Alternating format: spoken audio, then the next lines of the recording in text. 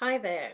So after my video I did yesterday, and I was talking about how we can have anger inside of us, and um, it sort of triggered quite a lot of people to contact me either privately or comments on the posts on the video that they resonated with what I was talking about, and they had felt anger themselves, and they weren't sure how to deal with anger, and also just getting to that point of admitting that we're actually feeling something, because the first step to healing is being accountable for oneself and admitting how we participated in an event that unfolded.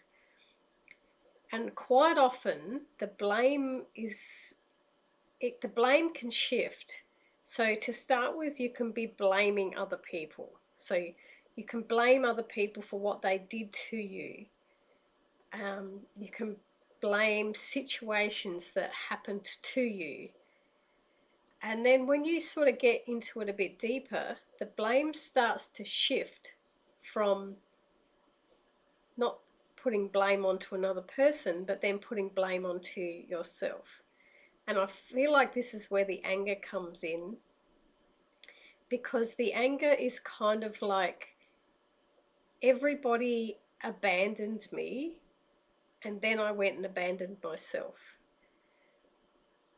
Like I remember I've talked about this before, and I did this short meditation once in one of my videos about going back to yourself as a child, seeing yourself at a certain age, what you looked like, what your personality was like. And as you are today, telling that child that you're sorry you abandoned them, because adults around were abandoning, adults weren't treating properly, others weren't treating you properly, and then you started to not treat yourself properly as well. So you start abandoning yourself, you stop loving who you are, you stop looking after yourself, and that sets this trajectory of a path that is destructive. So when things happen in life, you start to internalize it as, I've failed, I feel like I'm being a fool, I've been used, I've been manipulated, I'm embarrassed. All those different emotions start coming up. And then you kind of feel angry with yourself because you weren't able to deal with it, you weren't able to be successful with it. Like, I think a lot of it, the anger, is the internal blame, and that's the judgment. It's a judgment upon ourselves, thinking we're supposed to be something else. Like the belief system sees something a certain way. Like the belief system, maybe it's a relationship. The belief system sees a relationship a certain way. Now, where does that belief system come from? Why do you see a relationship has to be that way? Where does that belief come from? Is it from growing up and watching stuff on television or reading stories, which is fantasy? A happy ever after, happy ending, a prince meets a princess and it's a happy ever after ending. That's just entertainment. That's not reality. That's not how relationships are. So first of all, ask yourself the question, where did the belief come from in the first place that you think a relationship has to look a certain way? Because that's something you've created. You've created a story, and you want the story to look like that in real life. And when it doesn't, when the story doesn't look like what you had imagined it to look like, that's the crushing feeling. But you're the one that created that. You created that story in the first place. And now it's just like life didn't line up to that. And that's where the disappointment comes in. And you get disappointed that it's not happening the way I wanted it to. And then when you find out truths about yourself, that's where you make the judgment about yourself. Like, I was so manipulated by somebody. And then when I woke up to being manipulated, when I woke up and thought, wow, I'm just being manipulated. They're just playing with me. And internally, it becomes a judgment of, I wasn't strong enough to see that, or I was naive, or I was a fool. It's like all that self-talk, rather than seeing it as, I'm glad that happened, because it taught me to have boundaries. It taught me to not rush into things blindly, or have an imaginary expectation of what something is supposed to look like. It taught me. So when you can shift from the blaming and judgment and anger that's being held inside, and shift it to, okay, I can see what that was teaching me about myself, what I needed to learn, and then feel that gratitude, it just shifts that anger out, and doesn't make it as difficult to hold on to. Because I think, like, if you really think about it, your perception of what a relationship is supposed to be, where does that perception come from? Is it something you were born with, and as a small child you've always known that this is how a relationship is supposed to be? Or is it what you saw with your parents, with your grandparents? If you saw, it's like when people do the opposite. If they see parents arguing all the time, you've got those two options. You can go into a relationship where you argue all the time as well, because that's all you know. That's what you know relationships are supposed to be. Or you go the total opposite way and go, I'm going to do everything in my power so we don't have an argument. Because as a child growing up with parents yelling and screaming at each other, I found that to be so difficult that when I go into a relationship when I'm older, I'm never going to yell at my spouse. I'm going to always be the peacekeeper, because I don't want my own children to have to go through what I went through. You see again how we make decisions on how we felt, and then how we try to stop other people from having to go through that. Can you see how the cycle just keeps repeating itself? So, you watch, there's movies like love story movies, and they make you feel good. You watch them and they make you feel good. Someone falls in love and have a happy ever after. It's just a movie. It's not real.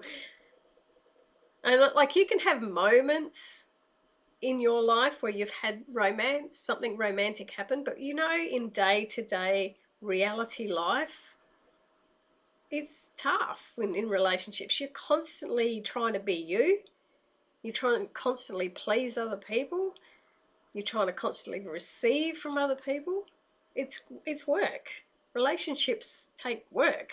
They're not just happy ever after. And I think that's where we get this perception of, we get something in our mind of what it's supposed to look like, and it doesn't turn out like that. And then we start blaming, oh, that's not how it's supposed to be. And that's where the anger is coming from. And it's okay to have the anger. It's like, if you're saying to yourself, anger is a bad thing. No, it's not. It's an emotion, like everything else is an emotion. We're supposed to have all emotions. If we weren't supposed to have anger, it wouldn't be a thing. It's there for a reason. So don't look at it like, I'm not supposed to have anger. That's a bad thing. So again, who taught you that? Who told you that being angry was bad? Or where have you come up with that perception that anger is a bad thing? It's just because you don't like the feeling of anger. Anger doesn't feel nice like love feels, does it? So it's just something you don't want. Again, it's also the ego. The ego decides, well, I want to feel all the good fluffy duffy emotions. I don't want to feel the bad ones. But they're all part of it. Jealousy, anger, frustration, sadness, happiness, joy, excitement, all of them are just emotions that we feel. So why label them as being good and bad? Well, you have to get rid of it. Like I can get in moods, I'll get in a mood for the day. And I know I'm in that mood. And I figure if I'm in a mood where I don't want to have anything to do with people and I'm feeling angry or if I'm feeling frustrated, I know the best thing for me to do is just get out of everyone's way. Just go by myself. I even get off social media because I know if I comment, it's going to come from a place of how I'm feeling at the time. So I'm better off just removing myself from everything so that I don't upset other people because of the mood I'm in. There goes my dog barking. Lola. She does it quite often when I'm doing a video. So I might have to wind it up here because I think she's going to continually bark. But yeah, if you can look at all emotions as they are okay, it's okay to have those emotions. And don't look at them as it being wrong. Just see it as, okay, this is how I feel at the moment. It's okay. I don't want to hang on to it. I don't want to hang on to this anger, so I'll go and do activities that can help shift it, or I'll just wait till tomorrow. Might be a different day. Tomorrow I might feel totally different, because you get in moods and you get in it. You can stay in it for the whole day, and then the next day you can be in a totally different mood. Sometimes things trigger you to be in a mood. Sometimes it's the energy that's around you. Sometimes we are reacting to universal energy, like worldwide energy, and when it comes in a heap, it stirs you up. And I know a lot of people believe that the solar flares affect our energy. So I guess I'm not a scientist, but I figure if a solar flare has energetic particles, we are magnetic beings. Of course, we're going to react in some way. So we could get moody. We could get angry from that as well. So, but if you can just remind yourself that that's just what I'm feeling at the moment. It doesn't mean I have to feel that way for the rest of my life. I think that something that scares us is when we start feeling something, we think we're going to be stuck with it, but it's just for that moment. I can shift my mood like that by putting on music or just watching something that makes me laugh. As soon as I put on any kind of music that just triggers me to want to move my body, I can shift a mood straight away if I choose to. Otherwise, I can just sit in a mood and stay in it. That's a choice. So yeah, after reading comments and hearing from a few people yesterday, I don't feel like if you're putting so much emphasis on not liking what you're feeling, ask yourself why. And ask yourself what was the perception in the first place, that how you thought something was supposed to look? And where did that perception come from? Why did you think it had to look that way? And we've all done things in life where we have felt foolish. We felt like, wow, I was doing all the giving and they were doing all the taking, and it's not how I wanted it to be, and I feel foolish. That's just kind of beating yourself up. That's it's going back to that self-worth of I'm not worthy, so I'm just going to beat myself up. So what you're actually doing in that circumstance is you're still abandoning yourself the same way everyone else did. Everyone else has rejected you. Everyone else has made a judgment upon you. Everyone else has used you. And what are you doing to yourself? You're not even there for yourself. You've joined them. You've joined everybody else, and you're doing the same thing to yourself as what they did to you. And all you have is yourself. You only have yourself. Like, you only have yourself to rely on. So whenever you're in a position of going through these emotions of anger and frustration, and that is you trying to come back to yourself to say, hey, I'm still here. Your higher self does not judge you. Your higher self just loves you for everything. You make the dumbest choice ever, I will guarantee you, your higher self still loves you. Your higher self will not abandon you, run away from you, judge you. Your higher self is continually there. It's the ego mind that does the judging of yourself. So when you start looking at it like that, it can help you on the healing process. So I'm gonna go anyway because my little dog's just running around over there, and I reckon she's gonna start barking again. So thank you for listening to my follow-up from yesterday's video, and thank you so much for everyone that contacts me. I know a lot of people don't like to put comments on YouTube because, you know, they have privacy reasons, so I appreciate the private messages that I get as well. So thanks again for listening to me.